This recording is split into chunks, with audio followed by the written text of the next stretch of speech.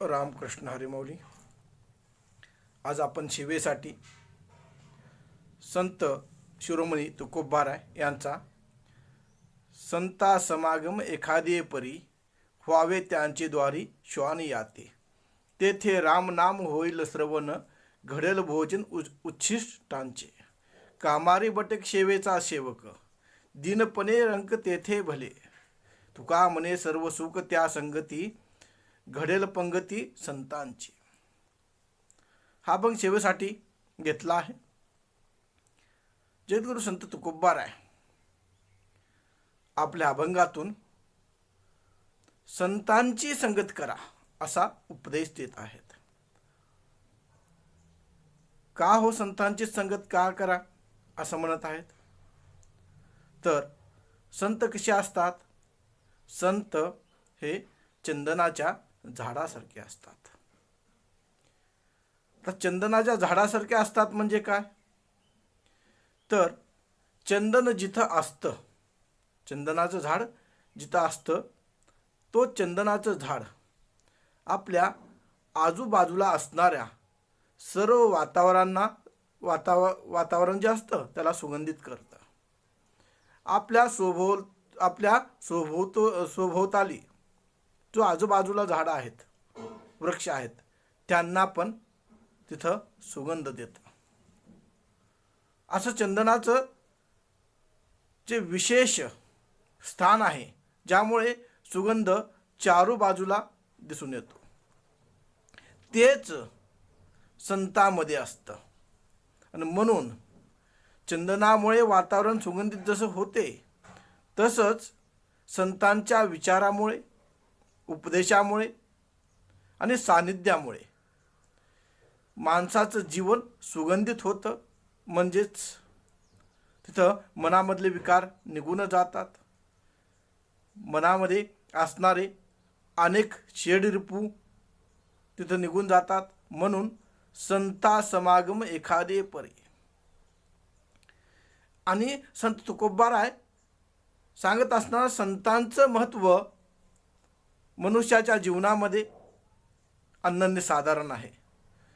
कारण संत संगती हे सहज भेटत नाही आणि संतांना ओळखणं हे फार कठीण असतं. कारण संतांचं हृदय हे लोण्याहूनही तिथं मुलायम असतं आणि ते आपल्या साधकावर असणारी कृपादृष्टी करतात. आणि म्हणून अशा संतांच्या संगतीमध्ये मनुष्याने जीवन जगलं पाहिजे, जायला पाहिजे. म्हणून तिथं संत तुकोबाराय म्हणतात, संता समागम एखादे परी व्हावे त्यांचे द्वारी श्वान याती. जसं चंदनामध्ये विशेष गुण असतात, ते शीतल असतं, ते तिथं सुगंधित असतं, तसंच संतांमध्ये गुण असतात. आणि त्या संतांच्या सानिध्यामध्ये गेल्यानंतर मनुष्याच्या जीवनामध्ये जे त्रिताप असतो तो निघून जातो. त्रिताप कोणते हो? आधी भौतिक जे समाजापासून मनुष्याला जडलेले असतात, आध्यात्मिक म्हणजे जे शारीरिक व्याधी असतात ते निघून जातात, आधी दैविक जे आपल्या दैवभोगामुळे तिथं आपल्याला प्राप्त होतात. हे सगळे असणारे जे ताप आहेत, त्रिताप, हे संतांच्या संगतीमुळे मनुष्य जीवनातून निघून जात असतात. म्हणून संतांची संगती धरावी. आणि संत तुकोबाराय हे सुद्धा म्हणतात, व्हावे त्यांच्याद्वारी श्वान याते. श्वानासारखं संतांच्या दारामध्ये राहावं. याचा दृष्टांत पाहत असताना संतांमुळे काय होत असतं आपण पाहू. त्रिजटा नावाची जी राक्षसीन होती, तिथं असणारं रावणाच्या राज्यात राहून सुद्धा तिला जेव्हा सीतामातेचं सानिध्य लाभलं, सीतामातेचा सहवास लाभला, तर त्रिजटा तिथं राक्षस कुळातली असून सुद्धा तिचा उद्धार झाला, कारण सीतामातेच्या त्या संगतीमध्ये येऊन तिच्या जीवनाचा उद्धार झालेला आहे. आणि म्हणून संतांची जी संगती असते त्या संगतीमधून मनुष्याची प्रवृत्ती बदलते आणि भाग्य तिथं उज्ज्वल होतं. म्हणून त्रिजटा जे राक्षस कुळातले असून सुद्धा तिथं असणारं सीतामायाच्या सहवासामुळे तिला रामनाम, तिथं रामनामाचा ध्यास लागला आणि तिच्या जीवनाचं कल्याण झालं. म्हणून तिथं असणारं संतांची संगती असते. संत जे चंदन जे असतं, संत आणि चंदन सारखे असतात जवळजवळ. कारण ज्या चंदनामुळे जसं सुगंध फैलातो, सुगंध फक्त चंदन तिथं सुगंध देतो. चंदनावर अनेक साप सुद्धा राहतात, विषारी साप राहतात, पण चंदन कधीही त्या सापाचं विष आपल्या स्वीकारत नाही. तसंच संत हे सामाजिक जे दोष आहेत, जे व्यावहारिक माया आहे, त्यांच्या जीवनात तिथं स्पर्श करत नसते. म्हणून संत हे त्या चंदनासारखे आहेत. त्यांची तिथं एक जीवनाची जी अवस्था झालेली असते ते वैराग्यमय झालेले असते. म्हणून ह्या संसारामधलं जे विष आहे, जे मोहमाया षड्विकार आहेत, ते त्यांच्यावर परिणाम करत नाहीत. आणि म्हणून जसं चंदन शीतल आहे, शीतल असून सुद्धा तिथं असणारं ते साप त्याच्यावर राहतात, पण सापाचं विष त्या चंदनामध्ये जसं उतरत नाही तसं संत असतात. ते फक्त शीतलता देतात, पण जे बाह्य दोष आहेत ते आपल्यामध्ये घेत नाहीत. चंदन आपला सुगंध सगळ्यांना देतं, पण दुसऱ्याचं काही तिथं सहवास लाभत नाही चंदनाला. जसं कडुलिंबापाशी चंदन असलं तर त्या कडुलिंबाला सुद्धा चंदनाचा सुगंध लाभतो, पण कडुलिंबाचा सुगंध चंदनाला येत नाही. तसे संत असतात, आपला सुगंध देतात, पण दुसऱ्याचं वाईट जे असतं ते घेत नाहीत. असं संतांचं जीवन असतं. म्हणून संत तुकोबाराय म्हणतात, संता समागम एखादे परी व्हावे त्यांचे द्वारी श्वान याते. आणि अशा संतांच्या द्वारामध्ये श्वान सुद्धा व्हावं. पुढे संत तुकोबाराय म्हणत आहेत, ते रामनाम होईल श्रवण घडेल भोजन उच्चिष्टांचे. संतांच्या घरी रामनाम तिथं घडत असतं. कसं हो, तर आपण पाहू. जेव्हा संत एकनाथ यांनी तिथं निश्चय केला की आता ह्या सगळ्या गोष्टीतून निवृत्त व्हायचं, आणि ते त्या काळात रामायण, त्या स्थितीमध्ये रामायण लिहित होते. मग रामायण लिहिता लिहिता अपूर्ण राहिलेलं होतं.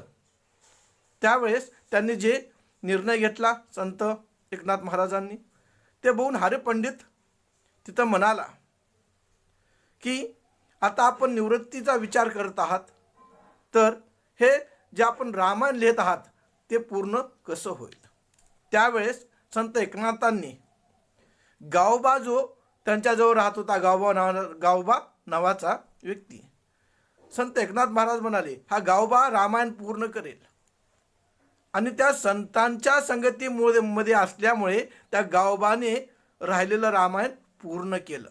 अशी संतांची कृपा असते आणि त्यांच्यामुळे रामनाम श्रवण होतं, गावावर कृपादृष्टी झाली. तसंच रामदास स्वामींनी कल्याणाचं स्वागत केलं, तिथं त्याचा उद्धार केला. दुसरा दृष्टांत ते रामनाम होईल श्रवण घडेल भोजन उच्छिष्टांचे. यावर दुसरा दृष्टांत आपण पाहू.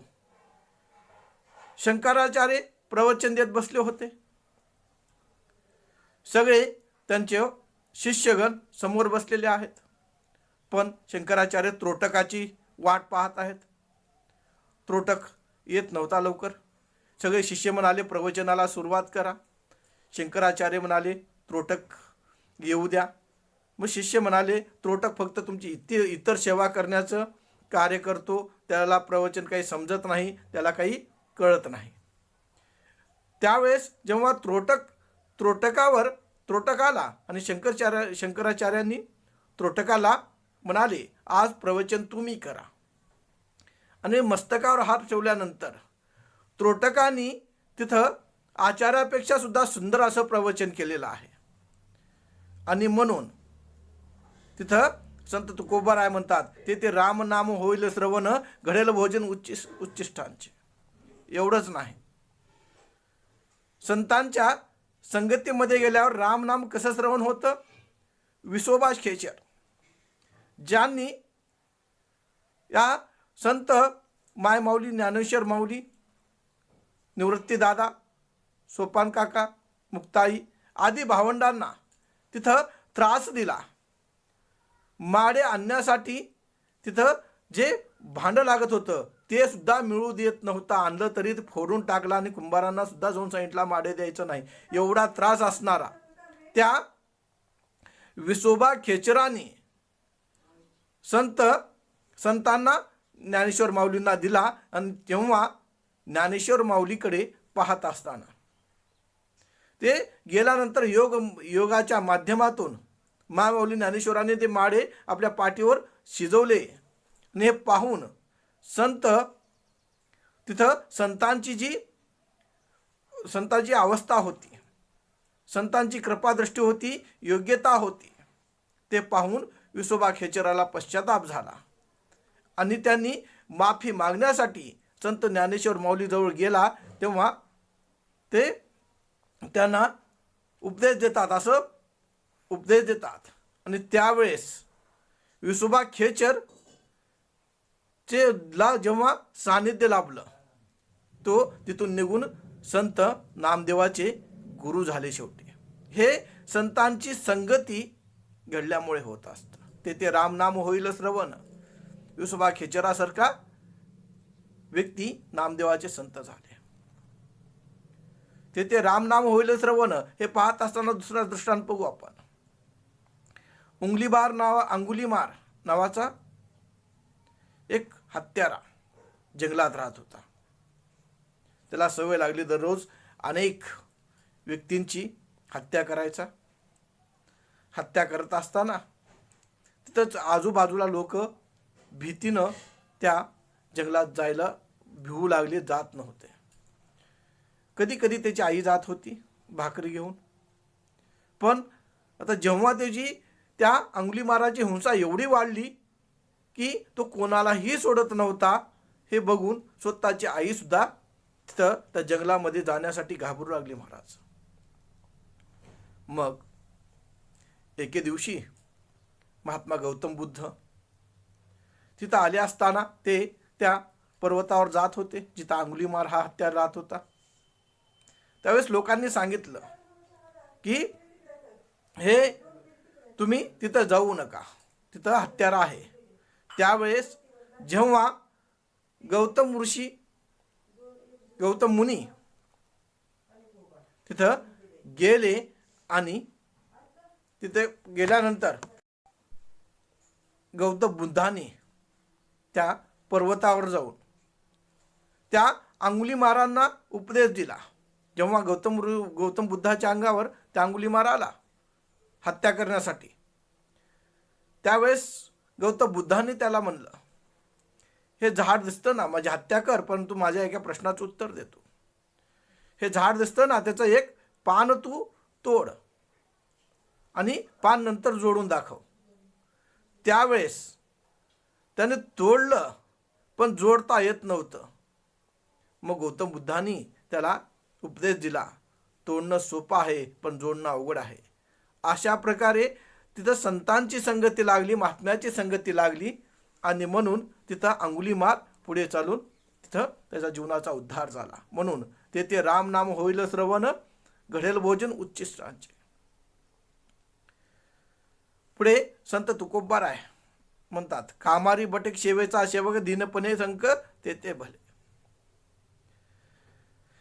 संतांची संगती वेगळी असते आणि संत दुर्मिळ असतात, सहज भेटत नाहीत आणि भेटले तरी त्यांना ओळखणं एवढं सहज नसतं. जसं प्रत्येक जंगलामध्ये चंदनाचं झाड सापडत नाही महाराज, किंवा प्रत्येक हत्तीच्या माथ्यामध्ये मोती सापडत नाही, किंवा प्रत्येक खाणीमध्येही मोती सापडत नाही, तसं प्रत्येक व्यक्तीमध्ये संत राहत नाही, संत दुर्मिळ राहतात आणि संतांना ओळखणं एवढं सहज नसतं. म्हणून तिथं संत तुकोबाराय म्हणतात, कामारी बटीक सेवेचा सेवक दीनपणे रंकत येते भले. आणि त्या संतांच्या सेवकाचा सेवक होणे जर माझ्या नशिबी असेल किंवा मला ते प्रारब्ध प्राप्त झालं तर मी त्या संतांच्या सेवकाचाही सेवक होईन, असं संत तुकोबाराय संतांचं महात्म्य सांगत आहेत. म्हणून संतांच्या जीवन कसं आहे हो, तर संतांच्या सेवकाचा सेवक होणे का म्हणतात संत तुकोबाराय? कारण जसं सूर्य सगळ्याला सारखा प्रकाश देतो, चंद्र सगळ्याला सारखा शीतलता देतो, वाहणारी नदी तिथं सगळ्याची तहान भागवते, आणि जे वाटेमध्ये केरकचरा आहे ते सुद्धा आपल्याबरोबर घेऊन जाते, घाण घेऊन जाते, तशी संतांची प्रवृत्ती असते महाराज. जे झाड असतात ते सर्वांना तिथं हवा देतात, प्रकाश एकसारखा दिला जातो, पृथ्वी सगळ्याला सांभाळून घेते, आकाश सगळ्यालाच आधार देतो, पाऊस सगळ्यासाठी सारखा पडतो, आणि जे धान्य आहे धान्य सुद्धा सगळ्यासाठी एक असतं. तसं संत असतात, म्हणून त्या संतांच्या सेवकाचा सेवक होणे सुद्धा तिथं फार मोठं भाग्य आहे. म्हणून तिथं संत तुकोबाराय म्हणतात, संत समागम एखादे परी व्हावे त्यांचे द्वार श्वान याती, तेथे रामनाम होईल श्रवण घडेल भोजन उच्चिष्टांचे, कामारे भटक सेवेचा सेवक दीनपणे रंकत येते भले. शेवटच्या चरणामध्ये संत तुकोबाराय सांगून जातात, तुका म्हणे सर्व सुख त्या संगती घडेल पंगती संतांची. आणि संतांच्या त्या संगतीमध्ये एक असणारं सुख आहे महाराज. कसं हो, संतांचे गुण कसे असतात, संतांची संगती कशी असते? जसं लाकूड कुऱ्हाड असते, कुऱ्हाड चंदनाचं झाड तोडण्यासाठी जरी वापरली असली तरीही तो चंदन त्या कुऱ्हाडीला आपला सुगंध देऊन जातो. तसं असणारं संतांचं असतं. ज्यांनी अन्य अत्याचार केला त्यालाही तिथं आशीर्वाद संताकडून मिळाला जातो, एवढं महात्म्य त्यांचं असतं. चंदन स्वतः झिजतो आणि दुसऱ्याला सुगंधित करतो, सुगंध देतो. आणि संत आपल्या समाजाचं कल्याण करण्यासाठी, संसाराचं कल्याण करण्यासाठी जन्मलेले असतात. म्हणून जगाच्या कल्याणात संतांची विभूती देह कष्टवी ते परोपकारी. जरी चंदन हे बोरीच्या झाडापाशी आलं, बोरीच्या झाडाला काटे जरी असले तरीही चंदन आपल्या सुगंधामुळे तिथं त्या बोरीच्या झाडालाही असणारं तिथं सुगंध देऊन जातो. आणि म्हणून तिथं असणारं संतांचं महात्म्य मनुष्य जीवनात आहे. संत कोणत्याही प्रकारे मनुष्याला भक्ती मार्गावर नेण्यासाठी प्रयत्न करतात. एक शेवटचा दृष्टांत देतो. एकदा एका गावामध्ये असणारा एक वारकरी होते आणि त्यांना गावामध्ये भक्तीचा प्रचार प्रसार करायचा होता, पण गावामध्ये वेगळी स्थिती होती.